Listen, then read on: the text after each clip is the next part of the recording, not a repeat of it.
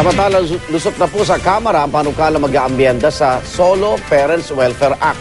Sa ilalim ng panukala, bibigyan ng 10 hanggang 15% discount ang mga single parent sa pagbili ng gatas, pagkain, damit at gamot. Saksi si Mariz Umali. Sa loob ng mahigit 6 na taon, mag-isa lang na tinataguyod ni Ara ang kanyang 5 anak. Nairaraos man di raw ito biro dahil sa hirap ng buhay. Ang hirap pag ng sitwasyon na yun na wala na akong makuhang pagkain namin. Sa damit, sa gamot, sa pagkain. Kailangan ng mga anak ko. Pero hindi mo mabigay? Hindi ko maibigay lahat.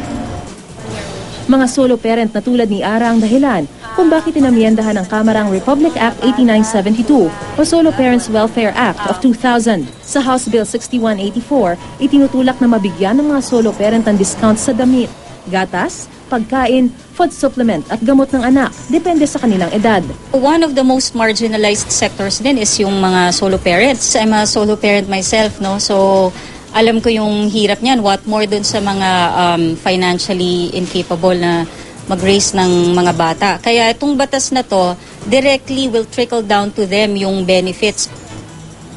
Sa panukalang amyenda, pwede rin lumiban o mag-leave sa trabaho ang single parent nang hindi lalagpas sa 7 araw kada taon kapag 6 na buwan na siya sa trabaho. Sakop din ng batas ang sino mang mag-isang nagtataguyod sa isang bata kahit di siyang magulang o kadugo. Pasok din dito ang mga may kapansanan ng asawa at di makapagtrabaho. Pero kailangan daw muna silang mag-apply sa lokal na pamahalaan para makakuha ng benepisyo.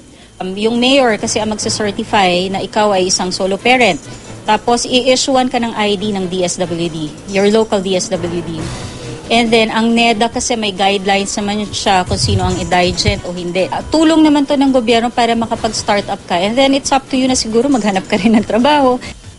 Ang mga manluloko para makakuha ng diskwento, pwedeng makulong at pagmultahin ng hanggang 50,000 pesos. Ang mga establishmento namang di magbibigay ng diskwento, maaaring makulong at pagmultahin ng hanggang 200,000 pesos.